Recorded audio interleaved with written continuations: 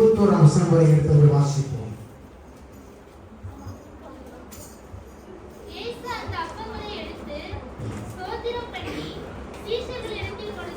யோவான் 6ஆம் அதிகாரம் 16ஆம் வசனம்.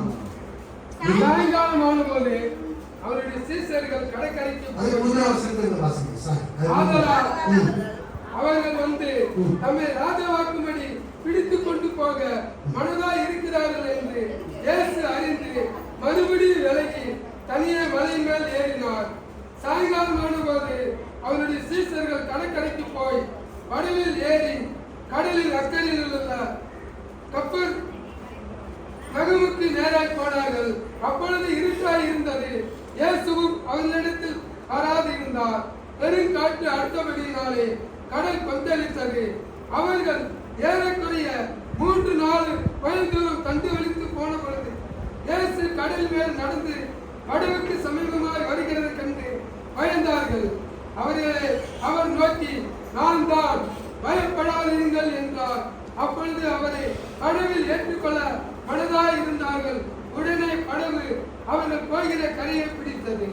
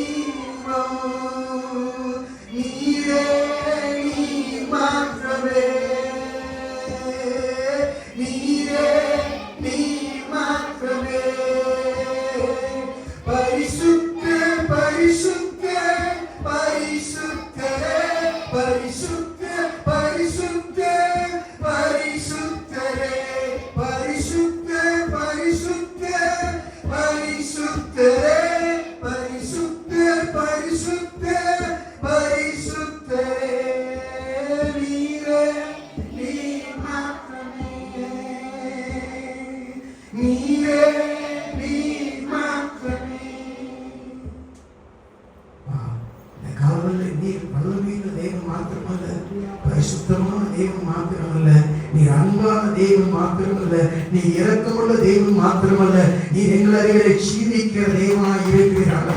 அற்புதங்களை அடையாளங்களை செய்கிற வகையில தேவனாய் இருக்கிறார். நான் நேற்று இன்றும் என்றும் மாறாதவர் என்று சொல்கிறேன். எங்க வாழ்க்கையில் நீங்க உயிரோடு இருக்கிறதுனால நாங்க மற்றவங்களை பார்த்து சொல்லக்கூடிய அளவில் எங்களை வைத்திருக்கிறேன். உங்க வாழ்க்கையும் அதே அற்புதத்தை செய்வார் என்று, எங்களுக்கு என்ன செய்தாரோ அதையே உங்களுக்கு செய்தார் என்று சொல்லத்தக்கதாக இந்த காவல் அந்தவரைகளை பலப்படுத்தி நிற்பது என்பது, அந்தவரை நிறுத்தி இருப்பது உங்க பிரச்சனை ஆண்டவரே, உங்க வல்லம் ஆண்டவரே, உங்க கிருபை ஆண்டவரே, உங்க மாறாத இரக்கம் ஆண்டவரே, உங்க வல்லமை ஆண்டவரே, ஓ உங்களுடைய ஆண்டவரே பிரசன்னம் ஆண்டவரே, இதற்காக நன்றி ஆண்டவரே. அப்பாவுடைய பரிசுத்த ஆவியான காலங்களில் எங்களோடு கூட இடைபெறுவீராக. ஆசீர்வதியும் இயேசுவின் நாமத்தில் ஜெபம் நல்ல பிதாவே, ஆமென். அல்லேலூயா. யோவான் 6ஆம் அதிகாரத்துல 15ஆம் வசனத்துல ஜனங்கள் இயேசுவை ராஜாவாக மனசாக இருக்கும்போது ஆண்டவர் இயேசு தனித்து ஒரு மலைக்கு கடந்து சென்ற தேவனாக இருந்தார்.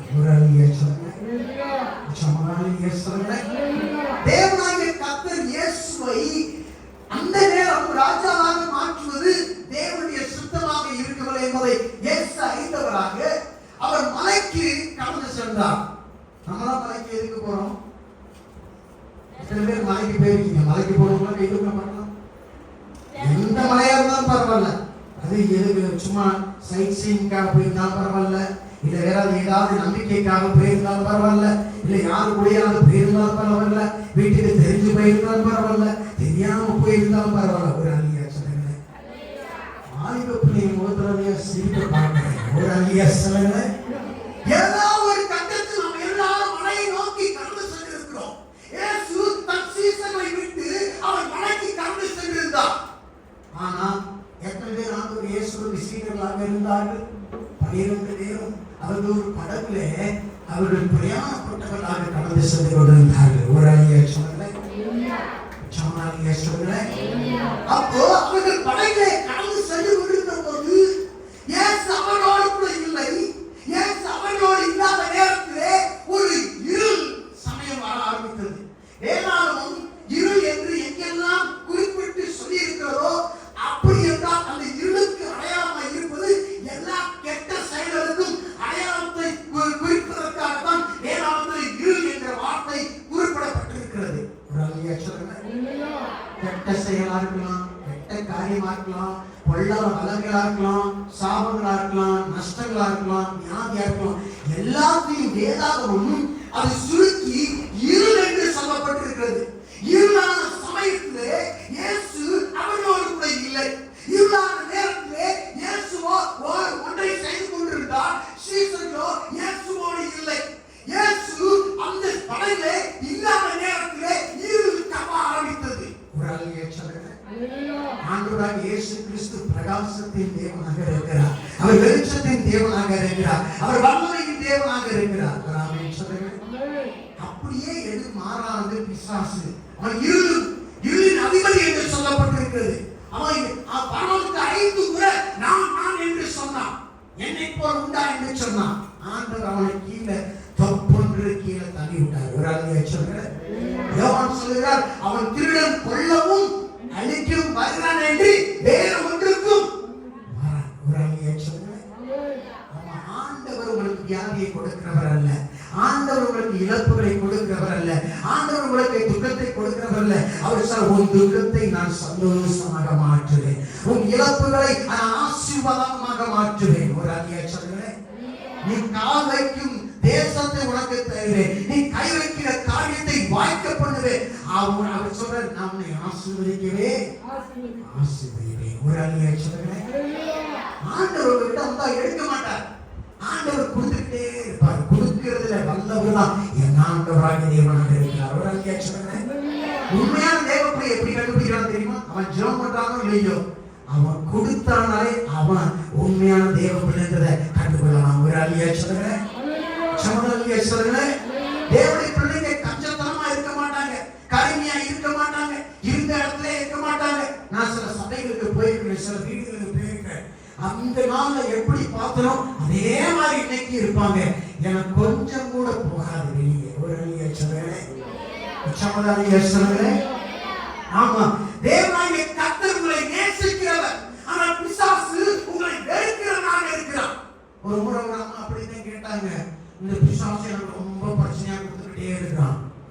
அப்ப நான் கேட்டேன், இந்த பிசாசால உங்களுக்கு வேற என்ன கொடுக்க முடியும்? ஆனா ஆசீர்வதிக்கணும்னு நினைக்கிறீங்களா? ஆறுதல் படுத்தணும்னு நினைக்கிறீங்களா? பிசாசு உங்களுக்கு நல்லதை செய்யணும்னு நினைக்கிறீங்களா? பிசாசு அவன் வேலையை அவன் செய்யறான். தேவ பிள்ளையாகிய நீங்களும் நான் நம்முடைய வேலையை நாம் செய்ய வேண்டியவர்களாக இருக்கிறோம். பிசாசு நம்முடைய வாழ்க்கையிலிருந்து கீழே உதைத்து தள்ள வேண்டிய கடமையில நீங்கள் நாம் இருக்கிறோம். மாலை நேரம் வந்தது. சீசர்கள் இப்ப படகுல தண்ணீருக்குள்ளாக போய் கொண்டிருந்தார்கள். ஆனால் இயேசுவோ சாயங்கால நேரத்துல இருளான சமயத்துல அவர் மலையை நோக்கி மேலேயே போய் அவர் ஜெபிப்பதற்காக கடந்து சென்றவராக இருந்தார். ஒரு அழகிய சொல்லுங்க, ஆமா, அந்த பிரச்சனை வேற எங்கேயும் இல்லை, இங்கதான் இருக்குது. அந்த இருள் வேற எங்கேயும் இல்லை, இங்கதான் இருக்குது. அந்த வியாதி வேற எங்க இல்லை, இங்கதான் இருக்குது. நீங்க நினைக்கிறீங்களோ இல்லையோ, இன்னைக்கு ஒருவேளை உங்க வீட்டுக்கு பிசாசு வராம இருக்கலாம். குறித்துக் கொள்ளுங்க, இன்னும் ஒரு வாரத்துல உங்க வீட்டை தேடி பிசாசு வருவான். யாரோ ஒரு பொம்பளை உருவத்துல வருவான், ஆம்பளை உருவத்துல வருவான். அப்ப நீங்க செய்ய வேண்டியது, பிசாசே பிசாசே இயேசுவின் நாமத்தினாலே நான் இயேசுவுடைய பிள்ளை, உன்னை நான் விரட்டுகிறேன் என்று அவரை உதைத்தவர்களாக இருக்கிறோம். 12 பேர் யாரு? சீசர்கள். 12 பேர் யாரு? கிறிஸ்தவர்கள். 12 பேர் யாரு? இயேசுடைய ஆசீர்வாதத்தின் மேல மிதந்து கொண்டு போனவர்கள். ஒரு அங்கீகாரங்களை ஆண்டவர் ஆசீர்வாதங்களை கொடுக்கிறவர். ஆண்டவர் தான் படகை செய்வதற்கு ஒரு மனுஷனுக்கு ஞானத்தை கொடுத்தவர். ஆண்டவர் தான் அந்த படகை கொடுத்தவர். அந்த ஆசீர்வாதம் ஆண்டவரிடம் அவர்களுக்கு வந்ததாக இருந்த போதும், அவர்கள் அதிலே பிரயாணப்பட்டவர்களாக இருந்த போதும், அவர்கள் படகிலே இயேசு இல்லை. கிறிஸ்தவர்கள் தான் பிரச்சனை வந்துச்சு. பிரச்சனை நேரத்தில் அவங்க என்ன பண்ண ஆரம்பிச்சாங்க? கூடவே ஆயிரக்கணக்கான மைல் தூரத்துக்கு அப்பா இயேசு விட்டுட்டு என் பக்கத்திலே இரும். ஓ இயேசுவே. இங்கும் சுத்தி பார்த்தா இயேசுவை காணவில்லை. ஒரு அல்லியா சொல்லுங்க. விஷமதானியே சொல்லுங்க. நிறைய கிறிஸ்தவ வீட்டுல கிறிஸ்துவே கிடையாது. அது உங்களுக்கு தெரியுமா? நிறைய பேர் உள்ளத்துல இயேசுவே கிடையாது. பரவாயில்ல தெரியுமா? அவங்க அப்படியே பேசணும்னா அப்படியே வீட்டுல போனா நிறைய வசனமா தோன்றும். ஒரு அல்லியா சொல்லுங்க. இயேசு சொல்றாரு, வெள்ளையடிக்கப்பட்ட கலரையிலே. ஒரு அல்லியா சொல்லுங்க. ஆமா, துணியை விளக்கி விட்டு பார்த்தா உள்ள உடம்பு இல்ல, வெறும் எலும்பு கூடு மட்டும்தான் நிக்குது. நான் பரிசுத்தன் என்கிற பட்டம் மட்டும்தான் இருக்குது. இவனுக்கு பட்டம் இருந்தது, சீசர்கள் என்கிற பட்டம் இருந்த போதும் அவன் இயேசுவோடு கூட இல்லை. இயேசு கொடுத்த ஆசீர்வாதங்களை நிகழ்ந்து கொண்டிருந்த போதும் இயேசுவை அவர்கள் விட்டு விட்டவராக இருந்தார்கள். இன்னைக்கு நீங்க நானும் நம்ம நினைக்கலாம், இன்னைக்கு பிரச்சனை வரல, நான் நல்லாதான் இருக்கேன் அப்படின்னு நினைக்கலாம். ஆனா இருள் சீக்கிரமாக வரப்போகிறது.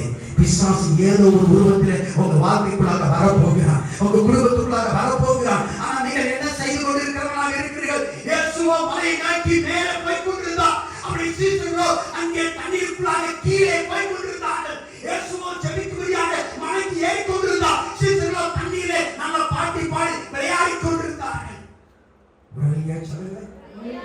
இன்னைக்கு கிறிஸ்தவனை எங்க பார்க்கலாம் தெரியுமா? எங்க பார்க்கலாம் தெரியுமா? ஷாப்பிங் மால்ல பார்க்கலாம். ஒரு அல்லியா சொல்லுங்க. ஆமா, 10 கடைக்கு ஏறுவான், 10 ரூபாய் 20 ரூபாய் பொருளை தேடி ஓடுவான். ஒரு அல்லியா சொல்லுங்க. ஹல்லேலூயா. எங்கடா சீப்பா கிடைக்கும்? ஒரு ஹேப்பி வாங்கணுமே, நல்ல டிசைனான ஹேப்பி வாங்கணுமே, கடையா ஏறி 10 ரூபாயா எல்லா இடத்துலையும். ஒரு இடத்துல 6 ரூபாய். 5 மணி நேரம் கழிச்சு ஒரு ஹேப்பியை வாங்கிட்டு வீட்டுக்கு வர்றது. ஒரு அல்லியா சொல்லுங்க. உச்சமதான் நீங்க சொல்லுங்க. அடுத்த கிறிஸ்தவனை எங்க பார்க்கலாம் தெரியுமா? நல்ல நல்ல ஹோட்டல்ல பார்க்கலாம். ஒரு அல்லியா சொல்லுங்க. உச்சமதான் நீங்க சொல்லுங்க. எனக்கு எந்த பிரச்சனையும் இல்லை. ஆண்டவர் எனக்கு நல்ல வீட்டை கொடுத்திருக்கிறார், வாகனத்தை கொடுத்திருக்கிறார், இருப்பிடத்தை கொடுத்திருக்கிறார். அதெல்லாம் கர்த்தருடைய ஆசீர்வாதமே ஐஸ்வரியத்தை தரும் அப்படின்னு சொல்லிட்டு ஹோட்டல்ல போய் என்ன செய்யறது? மாலையா கட்டலாம் பிரியாணி. ஒரு அல்லியா சொல்லுங்க. பிரியாணி கடையில் அப்படியே உட்கார்ந்து சாப்பிட்டுக்கிட்டே இருப்போம். நிறைய பிள்ளைக்காரங்க பார்த்துருக்கீங்களா? ஒரு அல்லியா சொல்லுங்க. 2 நாளைக்கு முன்னாடி ஒரு கிறிஸ்தவர் என்ற பார்க்க வந்தார். அப்ப நான் சொன்னேன், ஐயா என்னை பார்க்க நீங்க வராதீங்க, நான் நீங்க இருக்கிற இடத்துக்கு நான் வர்றேன்னு சொன்னேன். ஒரு அல்லியா சொல்லுங்க.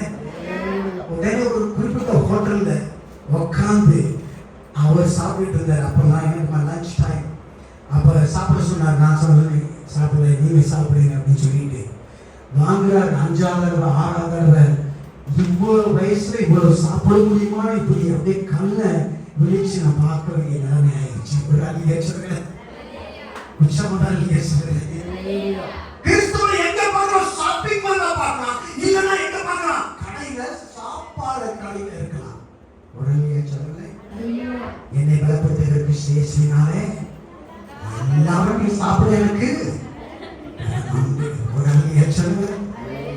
கடைசியில் எங்க போய் நிற்குமா? எங்க போய்? ஐயா ஆஸ்பத்திரியில போய் படுத்து கிடக்கிறது. ஒரு அல்லியா சொல்லுங்க. சொல்லுங்க. எங்க அப்பா எனக்கு ஒரு சொல்லி கொடுப்பாரு, எவ்வளவு பசியா இருந்தாலும் சரி, பசிக்குத்தான் நம்ம சாப்பிடணும், ருசிக்கு என்ன செய்யக்கூடாது, சாப்பிடவே கூடாது. என்கிட்ட நெருங்கி இருக்கும்போது தெரியும், நான் கொஞ்சம் தான் சாப்பிடுவேன். 2 இட்லி 4 இட்லி, அதுக்கு மேல போகாது. எங்க போனாங்க? ஒரு அல்லியா சொல்லுங்க. 3 தோசை அவ்வளவுதான் என்னுடைய சாப்பாடு. ஒரு அல்லியா சொல்லுங்க. என்னுடைய பிள்ளைகளே, இவர்கள் விளையாடி கொண்டிருந்தார்கள். ஜெபிக்கிற நேரத்திலே அவர்கள் சாப்பிட்டுக் கொண்டிருந்தார்கள். அவர்களுக்கு துன்பம் வரவில்லை, துன்பத்தை பார்க்கவில்லை என்பதற்காக துன்பம் வராது என்கிற அந்த நோக்கத்திலே அவர்கள் படலே அவர்கள் ஒன்றையும் அங்கே அவர்கள் எதிர்பார்க்கிறார்களாக போய் கொண்டிருந்தார்கள். இயேசு அவர்களோடு கூட இல்லை. அவர்கள் கிறிஸ்தவர்கள் தான், அவர்கள் வாழ்க்கையில் இயேசு இல்லை. ஆனால் திடீரென்று அங்கே புயல் வர ஆரம்பித்தது. திடீரென்று அங்கே இருள் வர ஆரம்பித்தது. வசனத்தை வாசிங்க. 16ஆம் வசனத்தை வாசிங்க பார்க்கலாம். சாயங்காலமானபோது அவருடைய சீசர்கள் கடற்கரைக்கு போய் படவில் ஏறி அடுத்த வசனம். அப்போது இருட்டாய் இருந்தது, இயேசு அவர்களோடு வராதிருந்தார். ஒரு அல்லியா சொல்லுங்க பார்க்கலாம். உச்சமதால் அல்லியா சொல்லுங்க. ஹல்லேலூயா.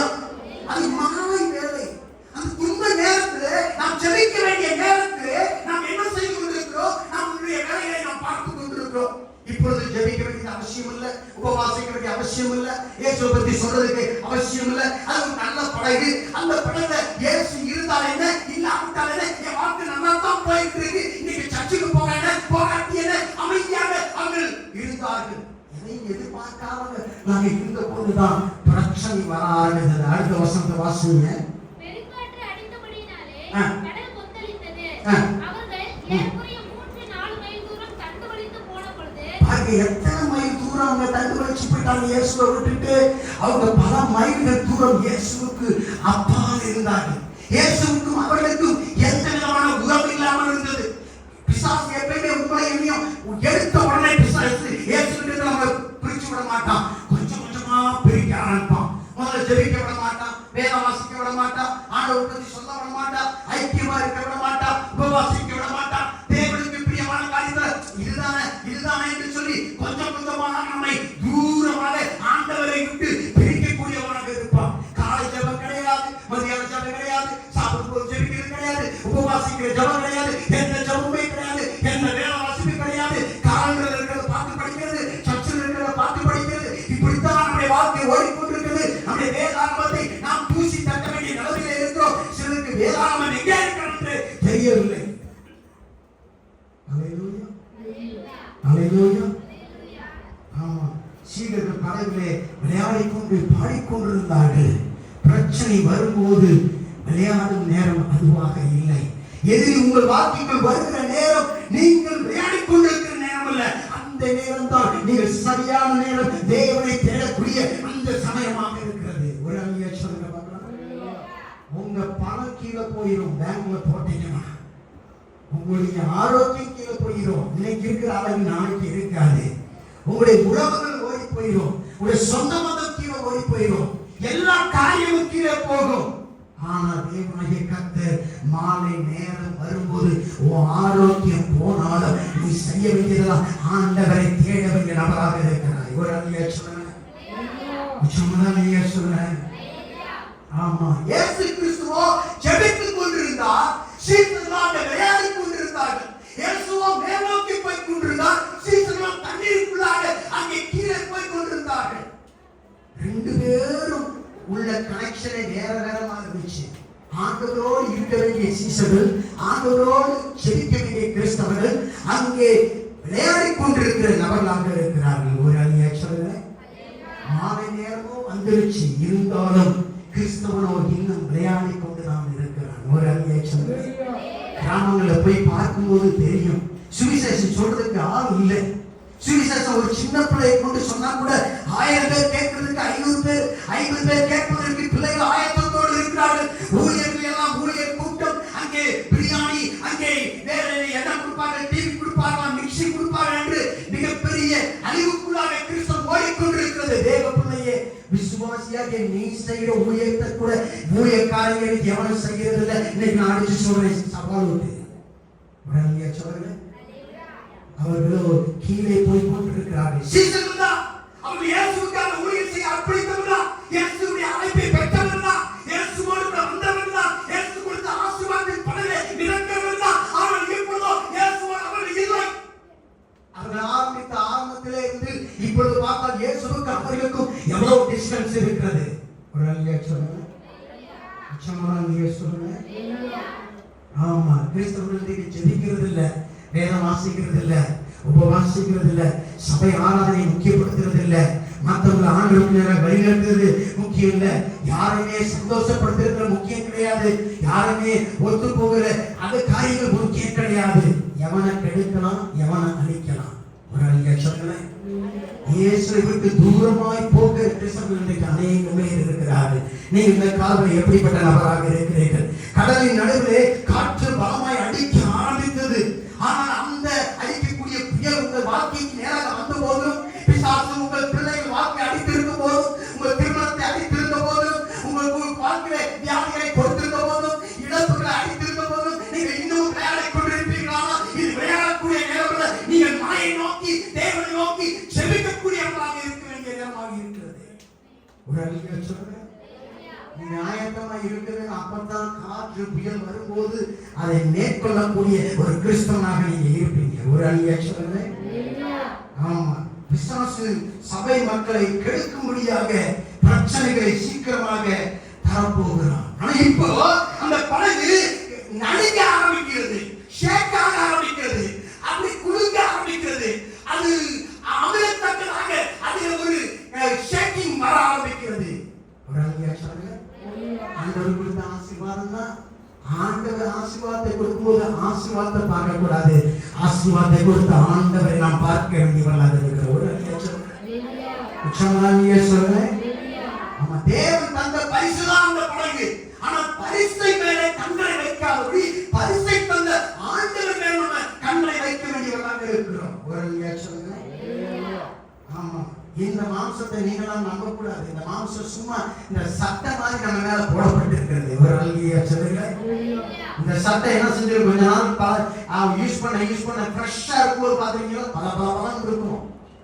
ஆனா துவைக்க இந்த சட்டை என்ன செய்யுது, அப்படியே பலசாகிட்டே மர மாதிரி நம்முடைய சரீரம் ஒரு சட்டை போல ஆண்டவர் நம்ம கொடுத்திருக்கிறார். ஆனா அந்த சட்டைக்குள்ளாக மாம்சமாகிய அந்த ஆத்துமாவும் இருக்கிறது. அந்த ஆத்துமா பலனடைவதற்கு நீங்களும் நான் தேவன் இயேசு செய்ததை செய்ய வேண்டியவர்களாக இருக்கிறோம். ஒரு மனிதனால் ஏற்படுத்தப்பட்ட எல்லா படைகளும் ஒரு நாள் மூழ்கத்தான் போகிறது.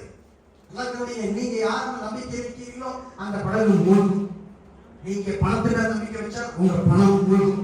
நீங்க மனுஷன் நம்பிக்கை வச்சா மனுஷன் மூழ்குவான், உங்களை விட்டு ஓடுவான். ஆனா தேவனாகிய கர்த்தருக்கு நம்பிக்கை வைத்தால் அவர்தான் உங்களை நிச்சயமாக காப்பாற்றக்கூடிய வல்லமையில்தான் இருக்கிறது. ஒரு அடியா சொல்கிறேன். சீடர்கள் பணமே மூழ்கிக் கொண்டிருந்தார்கள், விளையாடிக் கொண்டிருந்தார்கள். அவருடைய எஜமானராகிய இயேசுவோ ஜெபித்துக் கொண்டிருந்தார், மனைவியே தேவனோடு உறவாடிக் கொண்டிருந்தார். ஒரு அடியா சொல்கிறேன். இன்னைக்கு அநேக பிள்ளைகள் மூழ்கடிக்கப்பட்டுக் கொண்டிருக்கிறார்கள், வியாபாரங்கள் மூழ்கடிக்கப்பட்டுக் கொண்டிருக்கிறது, குடும்பங்கள் மூழ்கிக் கொண்டிருக்கிறது, அங்கே அருமையான கனவுகள் எல்லாம் மூழ்கடிக்கப்பட்டுக் கொண்டிருக்கிறது. இயேசுவோ ஜெபித்துக் கொண்டிருந்தார். பக்கத்தில் இருக்கவங்களா சொல்லி, இயேசுவோ ஜெபித்துக் கொண்டிருக்கிறார், இன்னமும் ஜெபித்துக் கொண்டிருக்கிறார். நீ என்ன செஞ்சு கொண்டிருக்கிற? ஒரு அழகிய சொல்லுங்க, உற்சாக சொல்லுங்க. ஆமா, பிசாசு இயேசு கிட்ட வருவான். எப்படி வருவான்? இங்க வராது, இங்க வாங்க, யாருமே ஊழியக்காரர். இப்ப ஒருதான் இயேசுன்னு வச்சுக்கோங்க. அந்த பக்கம் தெரியுங்க, அப்படியே ஜெபம் பண்ணுங்க. பாஸ்டர் கையை தூக்கி இந்த பக்கம் திருப்பி கேங்க, கையை உயர்த்து பார்க்கணும். கையை உயர்த்தி இப்பதான் இயேசு பிதா பிதா கிட்ட இயேசு எப்பொழுதுமே ரெண்டு கரங்களை உயர்த்தித்தான் செபிக்கிறது இயேசுடைய வழக்கமாக இருந்தது. ரெண்டு கரங்களை உயர்த்தி செபித்துக் கொண்டிருக்கிறார். நீங்க தான் இயேசு. இப்ப ஜெபம் பண்ணிட்டு இருக்கிறார். பிசாசு வரான். இயேசுவே, நீ என்ன செய்து கொண்டிருக்கிற? கரங்களை உயர்த்தி நீ ஜெபம் பண்ணிட்டு இருக்கிற. உன் சீசர்லாம் எங்க இருக்கிறாங்க தெரியுமா? உம்மண்டை இல்ல. அவங்க எல்லாம் சாப்பாட்டு பிரியாணி வாங்க, சாப்பாட்டு பிரியாணி வாங்க போயிட்டாங்க, சிக்கன் ஃப்ரை சாப்பிடுறதுக்கு போயிட்டாங்க, ஃபிஷ் ஃப்ரைக்காக போயிட்டாங்க. உங்ககிட்ட இல்ல. நீங்க வரலை, உங்களுக்காக காத்து கொண்டிருக்கல, உங்களை விட்டு தூரத்துல போயிட்டாங்க. நீங்க என்ன செய்து கொண்டிருக்கிறீங்க? உங்களுடைய ஜெபம் நல்லா தான் இருக்குது, நல்லா ஸ்வீட்டா பேசுறீங்க. ஆனா பிதா ரொம்ப பிஸியா இருக்கிறாரு. பிதாவை நீங்க என்ன செய்யணும்னா டிஸ்டர்ப் பண்ண வேண்டாம். உடனே சொல்லுங்க. ஹalleluya. ஆனா இயேசு என்ன பண்றாரு? உச்சி அந்த மலையில ஜெபம்பண்ணிட்டே இருக்கிறாரு. உடனே சொல்லுங்க. அவர் நிறுத்தவில்லை, பிசாசு பேசிக்கிட்டு இருக்கான். அடுத்த பக்கத்துல பாத்தீங்கன்னா பரிசுத்த ஆவியானவர், இயேசுவே இந்த ஜெபத்தை நீ விட்டு விடாதீரும். பிதா அங்க எல்லாத்தையும் பார்த்துக்கிறாரு. பிரச்சனை எதுவா இருந்தாலும் பரவாயில்ல, இந்த நேரம் தான் பிதாவை நோக்கி நீ ஜெபிக்க வேண்டிய நேரம். அதனால ஜெபம் பண்றதை நிறுத்தாத, நீ ஜெபித்துக் கொண்டே இரு. பிசாசு சும்மா அந்த பக்கம், இயேசுவே இப்போ உங்களுக்கு தெரியுமா, உன் சீசர்கள்லாம் தண்ணிக்குள்ள போய்கிட்டு இருக்கிறாங்க. இப்போ நீ ஜெபிக்கிறது உன் நேரம் அல்ல. நீ இங்க பிரச்சனை என்ன ஓடிட்டு இருக்கு உனக்கு தெரியாது. அதனால நீ ஜெபம் பண்றதை நிப்பாட்டு, நான் சொல்றதை கேளு. இங்க பரிசுத்த ஆவியானவர் சொன்னார், இயேசுவே அதை எல்லாம் பிதா பார்த்துக்குவாரு. நீ ஜெபம் பண்றதை மட்டும் நிப்பாட்டாத, ஜெபம் பண்ணிக்கிட்டே இரு. நீ கையை உயர்த்திக்கிட்டே இரு, தேவனை நோக்கி பேசிக்கிட்டே இரு. பரிசுத்த ஆவியானவர் இயேசுவை பார்த்து சொல்லி கொண்டே இருக்கிறார். இந்த பக்கம் பிசாசு பேசுகிறான். என்ன பேசுறான் தெரியுமா? இயேசுவே நீ ஜெபம் பண்றதெல்லாம் நல்லா தான் அழகான வார்த்தையா இருக்குது. ஆனா ஜெபம் முடிச்சோடனே நீ எப்படி போகிற? உனக்கு தான் படகுலையே இருந்த கடைசி படகையும் உன் சீசன் எடுத்து போயிட்டாங்க. நீ ஜெபம் பண்றது இப்பொழுது ஒரு காரியத்துக்கு உதவாது. அதனால நிப்பாட்டு. பிசாசு பரிசுத்தவான்கள் சொல்றாரு. அங்க என்ன சொல்றாரு? நீ எப்படி போகணும்ன்றத என் பிதா அறிஞ்சுக்கிடுவாரு. நீ ஜெபம் பண்றத மட்டும் நிப்பாட்டாத. இயேசுவே நீ ஜெபம் பண்ணிக்கொண்டே இரு, நீ ஜெபம் பண்ணிக்கொண்டே இரு, கையில உயர்த்திக்கொண்டே இரு, பிதாவோடு பேசிக்கொண்டே இரு. பிசாசு சொல்றான், இயேசுவே உன் சீசர்கள் எல்லாம் அழிய போகிறாங்க. நீ ஜெபம் பண்றது பெரிய விஷயம்தான், நல்ல விஷயம்தான். நீ ஜெபம் பண்றதுக்கு நான் எதிரி கிடையாது. நீ எவ்வளவு நான் ஜெபம் பண்ணிக்க. ஆனா உன் சீசர்கள் எல்லாம் ஒரே நைட்ல அழிய போகிறாங்க. நீ ஜெபத்தை நிப்பாட்டலைன்னா அந்த பிரச்சனை அதுவாக பெரிதாக வெடித்து விடும். ஆனா இந்த பக்கம் பரிசுத்தவான்கள் சொல்றாங்க, இயேசுவே அது எல்லாரையும் என் பிதா பார்த்து வருவார். ஒரு அழியா சொல்லுவார்.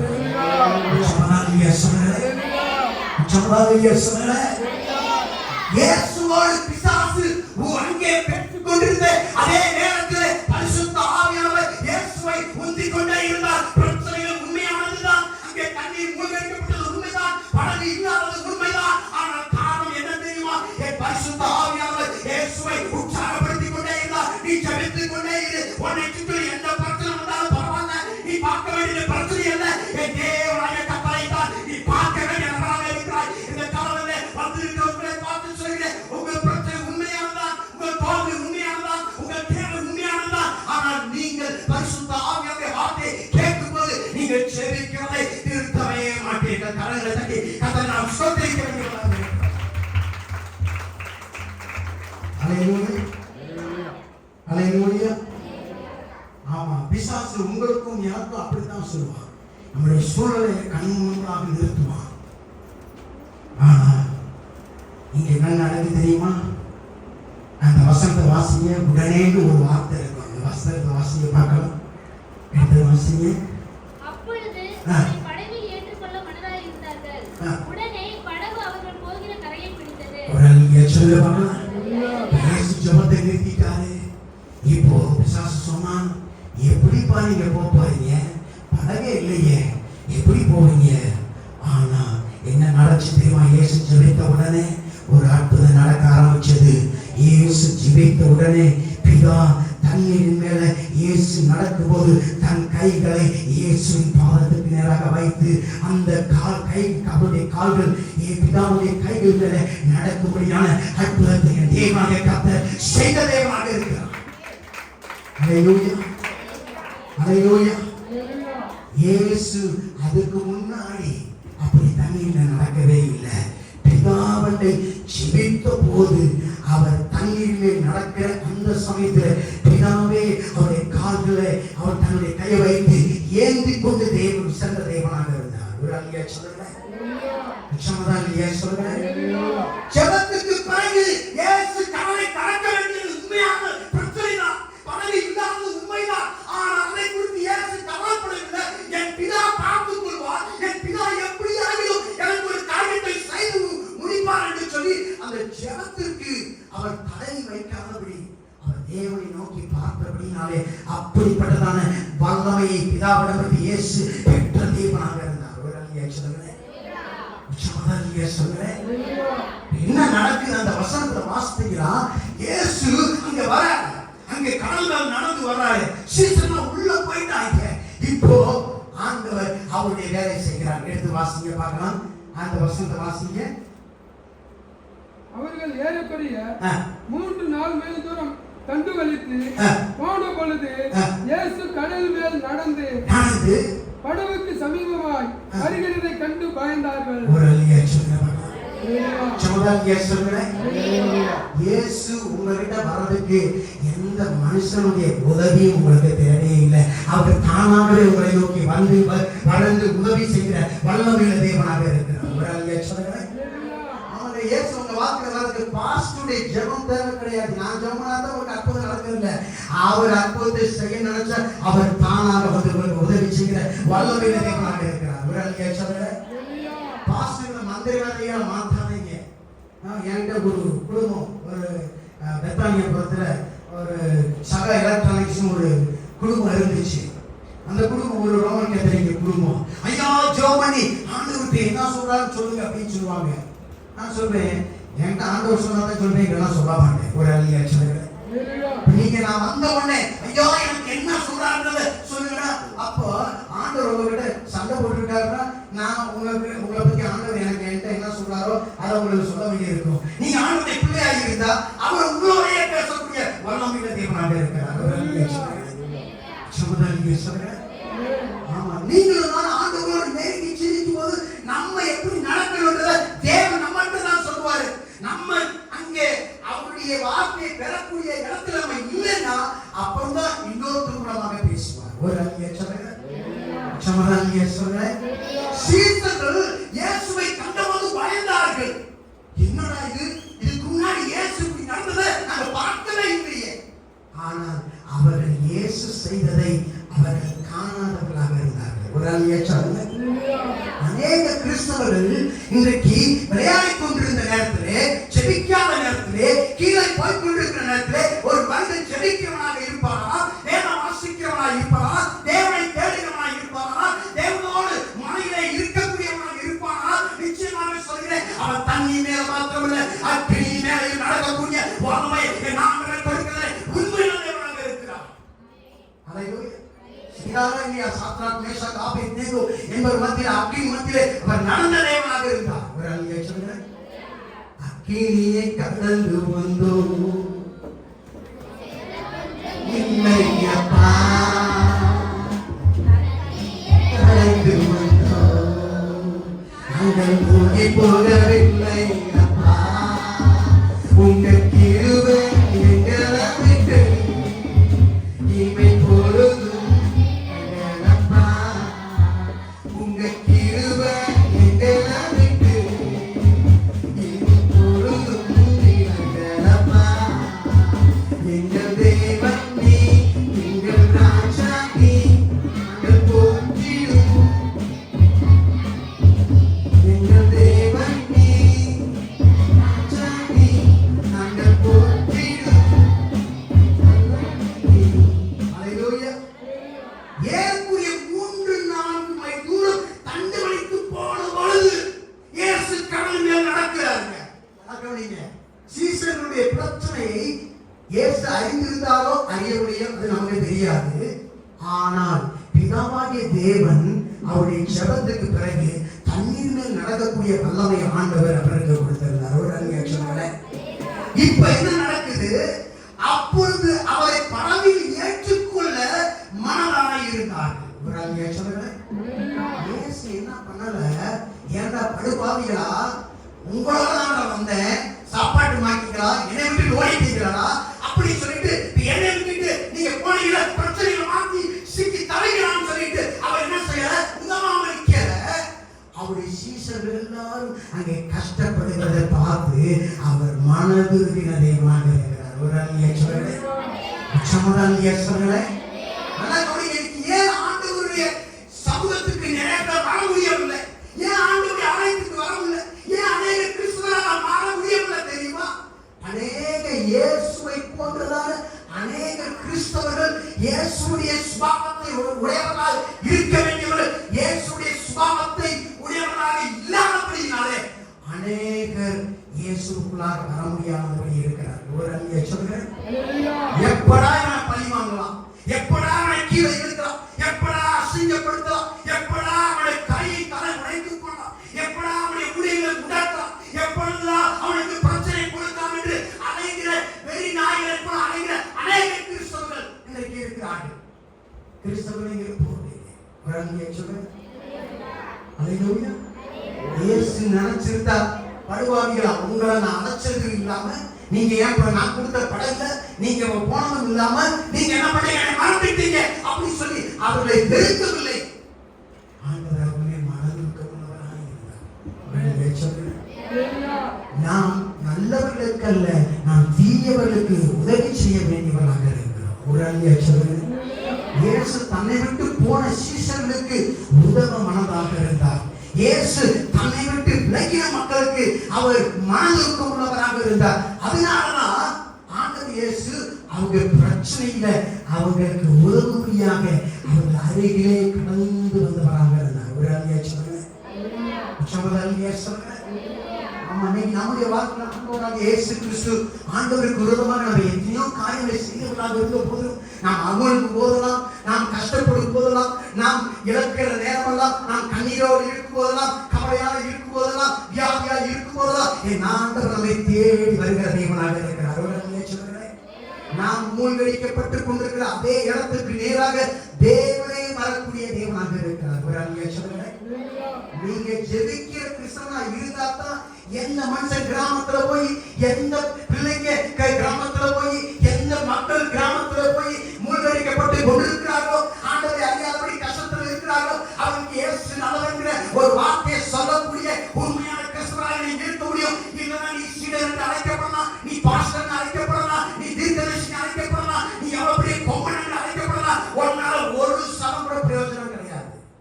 ஒரு அருமையா சொல்லுங்க, அவர்களுக்கு பட்டம் இருந்தது, சீசர்கள் என்கிற பட்டம், கிறிஸ்தவர்கள் என்கிற பட்டம் இருந்தது.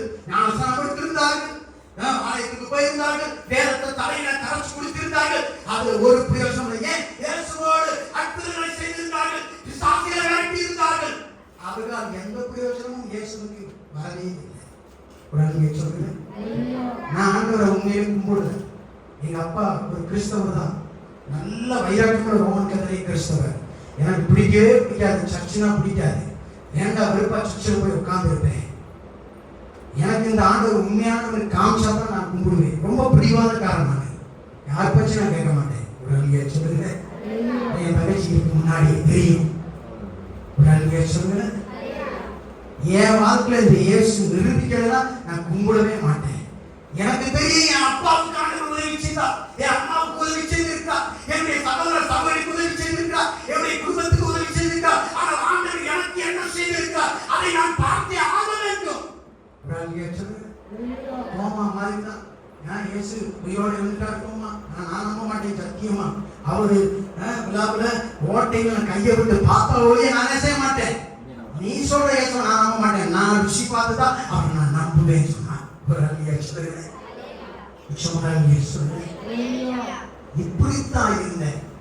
என்னைக்கு ஆண்டவர் அவருடைய வல்லமையை வெளிப்படுத்தினாரோ அன்னையிலிருந்து இன்னைக்கு வரைக்கும் எத்தனை பேர் என்னைய துபாக்கூர் பாஸ்டர் சொன்னாலும் சரி, துபாக்கூர் கிறிஸ்தவன் சொன்னாலும் சரி, அவனா என்று சொன்னாலும் சரி, அந்த அக்கிரமக்காரனா சொன்னாலும் சரி, நான் சொல்றேன் அக்கிரமக்காரன் இல்ல, அக்கிரமக்காரனுக்கெல்லாம் பெரிய அக்கிரமக்காரன். ஒரு அருமையா சொல்லுகிறேன். அல்லேலூயா. வேதத்தை தூக்குறதுக்கே எனக்கு அருகதை இல்லை, ஆனால் அவருடைய கிருபை என்னை தூக்க வைத்திருக்கிறது. ஒரு அருமையா சொல்லுகிறேன்.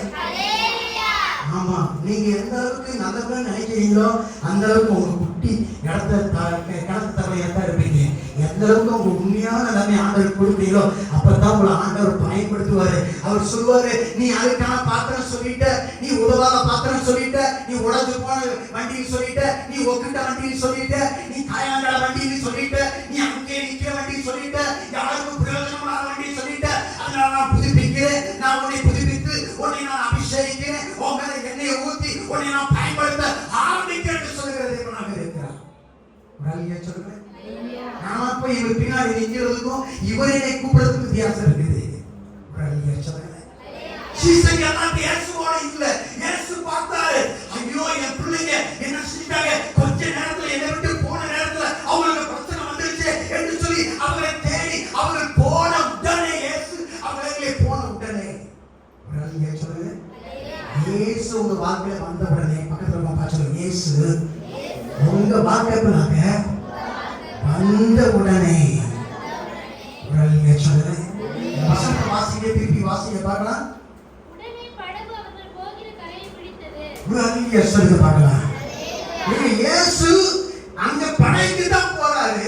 இயேசு போன உடனே ஆண்டவர் அந்த படகை கடவுளுக்கு நேராக கொண்டு போன வல்லமையில கர்த்தராக இருக்கிறார். ஒரு அழிய சொல்லுங்க பார்க்கலாம். உங்களுக்கு எவ்வளவு கனவுகள் இருக்கோ, உங்க வாழ்க்கை நான் முன்னேறணும், அதை செய்யணும், இதை செய்யணும், அப்படி ஆகணும், இப்படி ஆகணும், எதையெல்லாம் செய்யணும் நீங்க துடிக்கலாம். ஆனால் எவ்வளவோ காரியங்களை செய்ய நீங்க துடித்தா ஒன்றும் செய்ய முடியாது. இயேசு இல்லை என்றார். இவங்க வேற ஒருவேளை கரைக்கு போகணும், ஆனா இங்க பிரச்சனை மாட்டிட்டு இருக்கிறாங்க. இயேசு இல்லாததுனால அவங்க சுய பலத்தை போட்டு அதை செஞ்சுக்கிட்டு இருக்கிறாங்க. ஆனா நீங்க உங்க சுய முயற்சி போட்டு எவ்வளவு செஞ்சாலும் சரி, உங்களுக்கு அசதி தான் வரும், சோர்வு தான் வரும், உங்க ஆயுட்காலம் தான் குறையும். என் ஆண்டவர் உங்க வாழ்க்கைக்குள்ள வந்துட்டாங்க போதும், உடனே நீங்கள் சாதிக்கிறவராக மாறுவீர்கள். நீங்கள் நினைத்ததை விட வெற்றியாளராக மாறுவீர்கள். நீங்கள் வாழ்கிற வாழ்க்கையோட பெரிய காரியத்தை செய்து முடிக்கிறவராக இருப்பீர்கள். ஒரு அழிய சொல்லு, நான் என்னமோ அதுதான் செஞ்சு பார்த்து பிளான் பண்ணேன், ஒண்ணு நடக்காது. நீ உன் வாழ்க்கையில அதிலிருந்து மண்ணாத்தான் போயிருவீங்க. ஆனா என்னைக்கு ஆண்டவர் நீ உன் வாழ்க்கைக்குள்ளாக அங்கே கூப்பிட்டு வைக்கிறதுக்கு மனதா இருக்கிறையோ, என்னைக்கு இயேசு வாக்குல வர்றாரோ, அப்படியே நீ நினைக்கிறதுக்கும் நீ எண்ணுகிறதுக்கும் மேலான காரியத்தை என் ஆண்டவர் உனக்காக நடப்பித்து முடிக்கிறவராக இருக்கிறார். அதான் நான் எப்பயுமே ஆண்டவரை நோக்கி பார்த்து கொண்டிருக்கிறேன். என்னை பார்த்து துபாக்கூர் பாசம் சொன்னா அங்கே ஒரே துபாக்கூர் இடத்துலயே இருக்கலாம். ஆனா ஆண்டவர் எங்கெங்கயோ என்னை கொண்டு போயிட்டாரு. ஒரு அழிய சொல்லுகிறேன். மனுஷங்களை பார்த்து என்ன சொல்றாங்க நீங்க காதல் வாங்காதீங்க. பிசாசு சொல்லுகிறத கேட்காதீங்க. என் ஆண்டவர் உங்க காதலை என்ன செய்ய சொல்றாரோ அதையே நீங்க கேட்கும் போது அவர் உங்களை உடனே கலைஞராக அழைத்து செல்கிற கொள்ளுகிறவராக இருக்கிறார். நீங்க நினைக்கிறத விட சாதிக்கிற ஒரு மனிதர்களாக உங்களை மாற்றுவார். உங்களை பார்த்து பேசுற கீழே உட்கார்ந்து இருப்பான். என் ஆண்டவர் உங்களை எங்கேயோ கொண்டு போய் விடுவார். சீசர்கள் கரைக்கு போறதுக்கு போராடின வேலையில இயேசு வந்த உடனே அவரை கரையை வந்து அடைந்தார்கள். ஒரு அழிய சொல்லுங்க. நீங்க உங்க வாழ்க்கையில நீங்க எவ்வளவு காரியத்தை உங்க ஞானத்தை நீங்க யூஸ் பண்ணி பார்க்கலாம், எவ்வளவு பலத்தை யூஸ் பண்ணி பார்க்கலாம், திறமையை யூஸ் பண்ணி பார்க்கலாம், அழகை யூஸ் பண்ணி பார்க்கலாம், எதையோ யூஸ் பண்ணி பார்க்கலாம். ஒன்று உங்களை கரை சேர்க்காது. எப்போ நீங்க ஆண்டவரை உங்க வரைக்குள்ளாக சேர்க்க இருக்கிறீங்களோ அந்த நேரத்தில் ஆண்டவர் உடனே படைக்கிறாங்க. அனுப்பி செல்லக்கூடியவராக இருக்கிறார். ஒரு அழிய சொல்லுங்க. மத்தவன் பார்ப்பான், என்னடா நேற்று வந்தா ஒரு டேரா ஒரு கூட போட்டான், ஒரு எதையோ பண்ணா, அதெல்லாம் செஞ்சான், என்னை பார்த்து எல்லாம் சொன்ன சுத்தி இருக்கவன் தான். இன்னைக்கு பிச்சைக்காரனா இருக்கிறான், வீட்டை விட்டு ஓடுறான். ஒரு அழிய சொல்லுங்க. அவன் என்கிட்ட கெஞ்சிறான், இதை வாங்கிக்கோ அதை வாங்கிக்கோ, எதுவும் என் அப்பா என்கிட்ட இருந்தா போதும். ஒரு அழிய சொல்லுங்க. அல்லேலூயா. சமுதாய சொல்லுங்க. மனிதனை பார்க்காது, படகை பார்க்காது, சூழ்நிலையை பார்க்காது, சாத்தானுடைய சத்தத்தை கேட்காது, தேவனுடைய பிரசன்னத்திலே நான் முழங்கால் படியிட்டு அந்த தேவனுடைய பர்வதத்துக்கு நேராக கரங்களை உயர்த்தி என் ஆண்டவர் நீ தேடினா போதும், என் ஆண்டவர் நீ தேட வேண்டியது தேட வேண்டாது, அப்படி உங்களுக்கு கூட கொடுக்கிறது வல்லமையுள்ள தேவனாக இருக்கிறார். அல்லேலூயா. நம்ம மனுஷனை காக்க பிடிக்காதீங்க. மனுஷன் ஒண்ணும் பண்ண முடியாது, எல்லா மனுஷனும் உயர்த்த முடியாது. அவனே என்ன போட்டிருக்கான், வாடகை சட்டை போட்டுருக்கான். எந்த நிமிஷத்துல அந்த வாடகை சட்டை மண்ணுக்குள்ள போகணும் அவனுக்கே தெரியாது. நாசியில் சுவாசம் உள்ள எந்த மனுஷனையும் நம்பாது. நல்லவங்க எந்த மனுஷன் பைபிள் நல்ல கவனமா படிக்கணும். ஒரு அங்கே சொல்றேன். அல்லேலூயா. இயேசு வந்த உடனே இவங்க செய்ய வேண்டிய சேர வேண்டிய இடத்துக்கு போய் சேர்ந்துட்டாங்க. நீங்க போய் சேர வேண்டிய இடத்துக்கு சேர வேண்டுமா? நீங்க செய்ய வேண்டிய முதலாவது காரியம் என்ன? இயேசு செய்ததே நீங்கள் செய்ய வேண்டியவராக இருக்கிறீர்கள். அநேக கிறிஸ்தவர்கள் அவர்கள் உடனே சாதிக்க முடியாததுக்கு காரணம் என்ன? இந்த சீசர்கள் கீழாக போய் கொண்டிருந்த நேரத்தில் இயேசு ஜெபித்துக் கொண்டிருந்தார். இயேசுவோடு ஜெபிக்கிற கிறிஸ்தவன் தான் அங்கே தண்ணீர் மேல் நடப்பவன் மாத்திரமல்ல, உடனே கரையை சென்று சேரக்கூடியவனாக இருக்கிறார். அல்லேலூயா. நாங்க போய் எதேச்சியா ஒரு இடத்தை வாங்குறோம், அந்த இடத்துல ஒரு ஸ்கூலை கட்டுறோம், கடைசியில் பார்த்தா நிறைய பொம்பளை வராங்க வேலைக்கு. அருமையான சிஸ்டம் மெர்சி அவங்க வந்துருக்குறாங்க, அவங்க எங்களுக்கு யாருமே தெரியாது. கடைசியில் பார்த்தா என் தங்கச்சிக்கு ஃப்ரெண்டு, எங்க அம்மாவுக்கு ஃப்ரெண்டுன்னு சொல்றாங்க. அல்லேலூயா. அதுக்கு பின்னாடியே பார்த்தா அருமையான பாட்டியுடைய மகாவீடு அங்கே. நாங்கள் கேட்டோம், ஆண்டவரே மெர்சி இருக்கிற வீட்டுக்கு பக்கத்துல எங்களுக்கு இடம் போய் ஆண்டவர் நாங்கள் கேட்டோம். அவர் கரையை கொண்டு போய் சேர்க்கிறாரு. வல்லமையில இருக்கிற கரங்களை தட்டி கதை நான் ஸ்தோத்திரிக்கிறேன். நல்லா நீங்க ஆண்டவருக்கு நீங்க கேட்காத சில ஆசீர்வாதங்களை தருவார். எப்ப தெரியுமா? நீங்க ஆண்டவர்கிட்ட கேட்க வேண்டியதை கேட்டா நீங்க கேட்கிறத விட அதிகமாக கொடுக்கிறதுல ஆசீர்வாதம் உள்ள வல்லமையுள்ள தேவனாக இருக்கிறார். அவர் கொடுக்கிறதிலே வல்லமையான தேவனாக இருக்கிறார். தன் பிள்ளைகளை ஆசீர்வதிப்பதை அவருக்கு பிரியம் என்று சொல்கிறார். அல்லேலூயா. இவன் என் பிள்ளை வச்சுக்கோங்க, என்கிட்ட கேட்டா அப்படின்னு சொல்ல மாட்டேன். நானும் ஒரு நாள் கடைக்கு போனோம். போய் ஒரு கடையில் நாங்கள் போய் இந்த எல்லாம் இந்த இயல்பு தலையெல்லாம் வாங்கிட்டு வந்தோம். சில கதவு டோர்களுக்காக பார்த்தோன்னே அழகான வண்ணவனை மீன்கள். நான் அவன் கேட்கவே இல்லை. உனக்கு ஒரு மீனை வாங்கி கொடுக்குறேன்னு சொல்லுவான். என்ன பெஸ்ட் மீன்? எனக்கே சாதாரண மனுஷன் கெட்ட மனுஷன். நல்லா கம்மியிலே நம்ம நல்லவங்களா கெட்டவங்களா?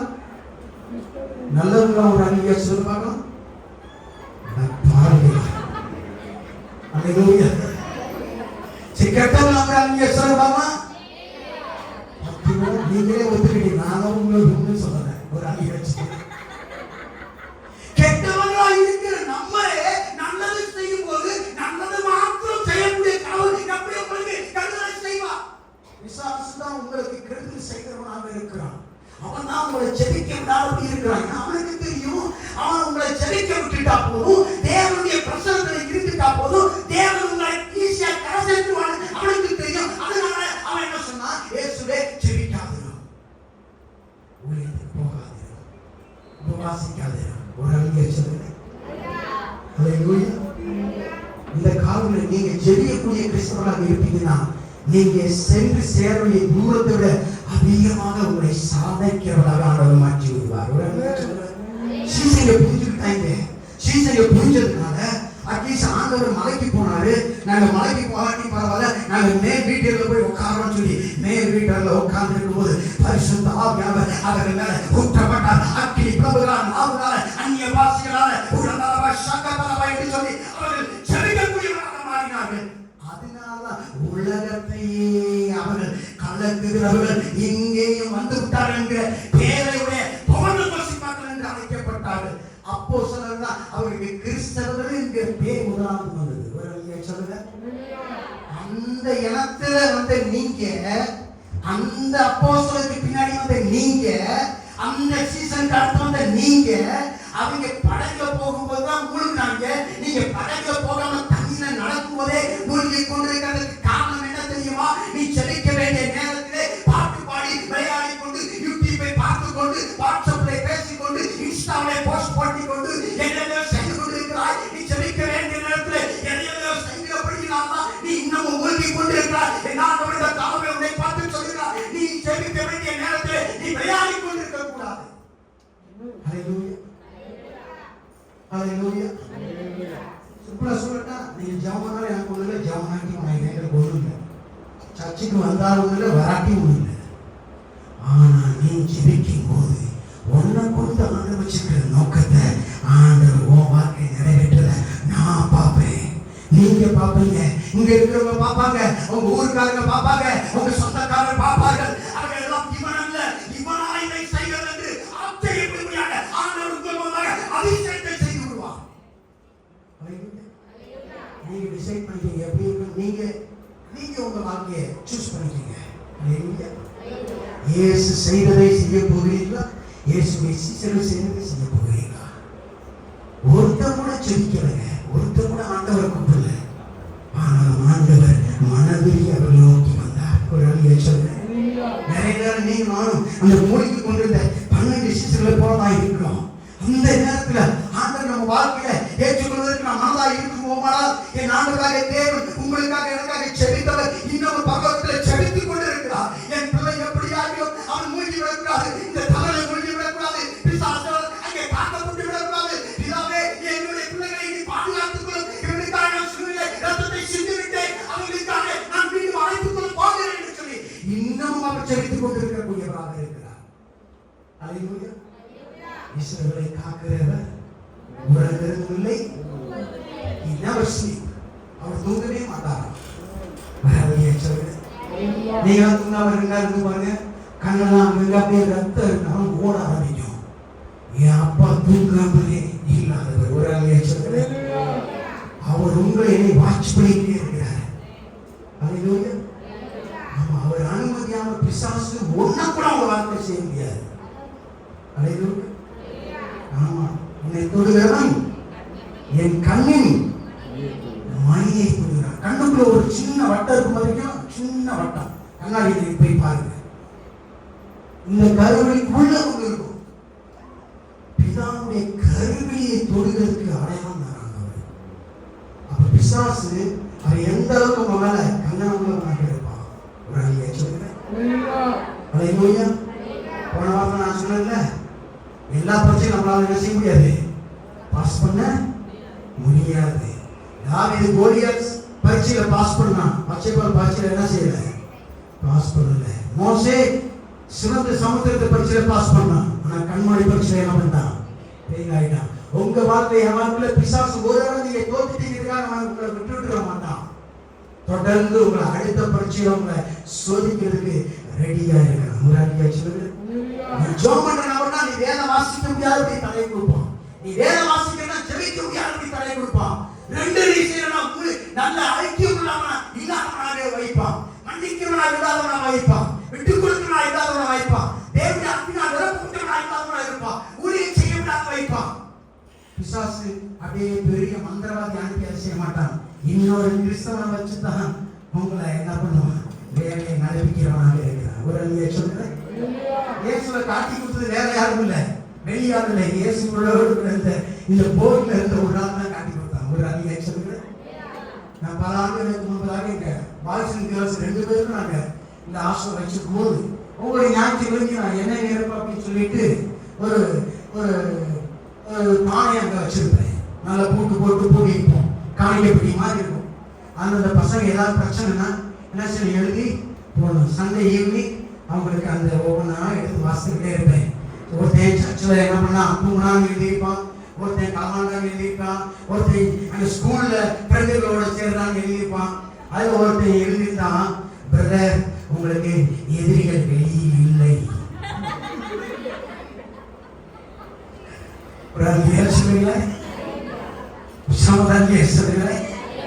உங்களுக்கு எதிரி உங்க வாழ்க்கையில எதிரி வெளியில் இல்லை, உங்களுக்குள்ளாகத்தான் உங்க வீட்டை சுத்தி வந்துகிட்டே இருக்கிறான். ஒரு அழியா சொல்ல.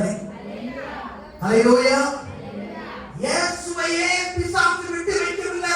3 முறை சோதித்தவன் அவன் அந்த சிலுவை காட்சிக்கு முன்னாடி இயேசுவை சோதித்தவன். நல்லா கவனிங்க, இந்த காலத்துல நீ இயேசுவுடைய பிள்ளையாக இருப்பாயானால் பிசாசு ஒன்னைத்தான் குறி வைப்பான், வேற யாரும் கண் வைக்க மாட்டான். ஆனா என்னாலே தேவனோ உண்மையிலேயே அவர் கண்ணை வைத்து பாதுகாக்கிற வல்லமையுள்ள தேவனாக இருக்கிறார். அல்லேலூயா. ஆமா, பிசாசை விட என் ஆண்டவர் பெரியவர். உலகத்தில் இருப்பவனிலும் உங்களில் இருக்கிறவர் பெரியவர். இன்னைக்கு கொஸ்டின் என்னன்னா, இயேசு என் வாழ்க்கையில் இருக்கிறாரா இல்ல நானா என்ன சொல்லிட்டு இருக்கேன்? இயேசு என் வாழ்க்கையில இருக்கிறது போல இயேசு என் வாழ்க்கைக்குள்ளதான் இருக்கிறாரு. நான் இயேசுடைய சீசன் தான், இயேசு சொன்ன போட்டு தான், அவருடைய ஆசீர்வாதத்து மேல தான் நான் சவாரி செஞ்சுக்கிட்டு இருக்கேன். இயேசு என்கிட்ட தான் இருக்கிறான் நானா நினைச்சிட்டு இருக்கிறான், இது உண்மையிலே என்கிட்ட இருக்கிறாரா? அதுதான் நீங்க கேட்க வேண்டிய கேள்வி. இயேசு வாழ்க்கையில் இருந்தா இந்த சிஸ்டர் வந்து என்னை பைபிள் படிக்க சொல்ல தேவையில்லை, இந்த பிரதர் வந்து என்னை சர்ச்சுக்குவான் கூப்பிட தேவையில்லை, இந்த சிஸ்டர் வந்து என்னை வந்து ஊழியம் செய்ய சொல்ல தேவையில்லை. நான் ஆட்டோமேட்டிக்கா செயல்பட ஆரம்பிக்கிறேன். ஒரு அநியாயங்களே செபிக்கிற மனிதனால் தான் அதை செய்ய முடியும். எத்தனை பேர் உங்க வீட்டுல போய் தனி ஜபத்தை நான் செய்யறதுக்குள்ள ஒரு உச்சமான சொல்ல வரலாம். கையை கம்மியா இருக்கேன். ஒரு அநியாயங்களே. அல்லேலூயா. ஜெபம் தான் ஒரு கிறிஸ்தவனுக்கு உயிர் நாடியாக இருக்கிறது. ஒரு அநியாயங்களே. வேத வாசிப்பு உடம்புனா உயிர் நாடி என்னது? ஜெபமாக இருக்கிறது. ஒரு அநியாயங்களே. ஒரு தேவ மனிதர் லியோனார்ட் ரேவன்கிரி அப்படின்ற ஒரு தேவ மனுஷர், அவர் ஒரு புக்கை எழுதியிருக்கிறார். இந்த புக்கை நீங்க போய் படிச்சீங்கன்னா பிரேயரை பத்தி ஒரு புக்கு. அவர் சொல்றாரு, ஜெபிக்காத கிறிஸ்தவனே, உனக்கு கிறிஸ்துவுக்கு எந்தவிதமான சம்பந்தமும் இல்லை. நீ ஜெபிக்கலைன்னா இயேசுவுக்கு உனக்கு எந்த கனெக்ஷன் கிடையாது. நீ யாரோ இயேசு யாரோ. நீ ஜெபிக்கவில்லை என்றால் உண்மையான கிறிஸ்தவனே இல்லை என்று சொல்கிறார். ஒரு அநியாயம். ஆமா, இயேசுவே ஜெபம் பண்ணாருங்க. இயேசுவே ஜெபம் பண்ண அவசியமே இல்லை. அவர் தேவனுடைய குமாரன். அவர் ஆனா இரவெல்லாம் ஜெபிக்கிற தேவனாக இருந்தார். ஒரு அடியை சொல்றேன், 100% இயேசு தேவனாக, 100% மனுஷனாக இருந்தார். பிசாசின் அண்டை போல இயேசுவை சோதித்தார். ஆனால் பிசாசால் இயேசுவை மேற்கொள்ளவே முடியவில்லை. ஆனா நம்ம வாழ்க்கையில பிசாசு எத்தனை முறை ஜெயத்தை எடுத்து இருக்கிறான். ஆனா மீத உள்ள நாட்கள் பிசாசுக்கு நீங்க ஜெயத்தை கொடுக்க போகிறீங்களா? இல்லாவிட்டால் பிசாசின் நீங்க ஜெயத்தை எடுக்க போகிறீங்களா? அது உங்க பலத்தினால் அல்ல, நீங்க தேவனை தேடுகிறதே தான் இருக்கிறது.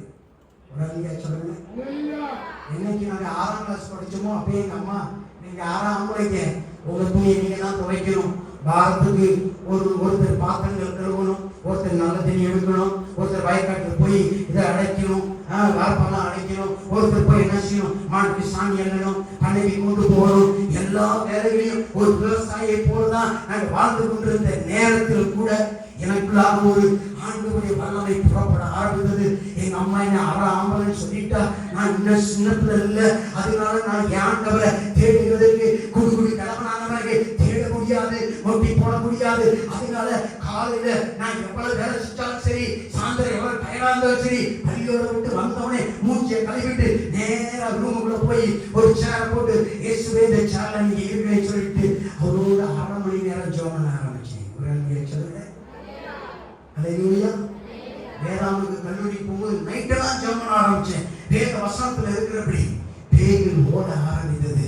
நான் அல்ல, எனக்கு பின்பதாக, எனக்கு உள்ளாக, என்னை சுற்றிலும் அவருடைய பிரச்சனை இருக்கிறதுனால இன்னைக்கு மொழி தெரியாத பேய்கள் எல்லாம் அலற ஆரம்பிக்கிறது. ஒரு அடியா சொல்லுங்க, நிச்சயமா சொல்லுங்க. கவனிங்க, அந்த ஜெப கோபுரத்தை நீங்க எழுப்ப வேண்டும். ஜெபமலைக்கு நீங்க போகக்கூடாது. ஜெப கோபுரங்கள் எங்கெல்லாம் இருக்குன்னு மனுஷன் சொல்லியிருக்கிறான், அங்க போகக்கூடாது. உங்க அறை கிட்ட பூட்டி நீங்க ஜெபம் பண்ணும்போது அந்த அறை பரிசுத்தமான அறையாக மாறுகிறது. கரங்களை தட்டி நான் கர்த்தரை ஸ்தோத்திரிக்கிறோம். அல்லேலூயா. அமெரிக்காவில் ஒரு மிகப்பெரிய ஊழியக்காரர் இருந்தார். அவர் பேரு பில்லி கிரஹாம். அவர் பேரு என்ன? பில்லி கிரஹாம். அவர் பேசும்போது லட்சக்கணக்கான மக்கள் வருவார்களாம். ஆனா அந்த சீக்ரெட்டுக்கு, அவருடைய வல்லமைக்கு என்ன காரணம் அப்படின்னு மக்கள் கேட்டாங்களாம். அப்போ அவர் சொன்னாராம், நான் டெய்லி என் வீட்டுக்குள்ள ஒரு அறை ரூம் வச்சிருக்கிறேன். அந்த அறை ரூமுக்குள்ள இன்னைக்கு வரைக்கும் என் பிள்ளையோ என் ஒய்ஃபோ யாருமே போனதில்லை, நானும் என் அப்பாவும் மாத்திரம் நினைக்கிறோம். உடனே சொல்லுங்க, போய் காலில் நினைச்சோ அப்படியே பிரசம் பண்ணுவாராம். எல்லாம் மரங்களை பார்த்து மரங்கள் எல்லாம் மக்களாக நினைத்துக் கொண்டு பேசுவார். ஒரு நாள் வந்தது, அவர் தெருவில் நின்று பிரசங்கம் பண்ணும்போது கேலி பண்ணினார்கள். எத்தனையோ மனிதர்கள் அவரை தூக்கினார்கள், ஏசினார்கள். ஆனால் அவர் இறப்பதற்கு முன்பதாக அமெரிக்க ஜனாதிபதி மாத்திரமல்ல, உலகத்தில் இருக்கிற அத்தனை ராஜ்யங்களும் அத்தனை தேசத்தாரும்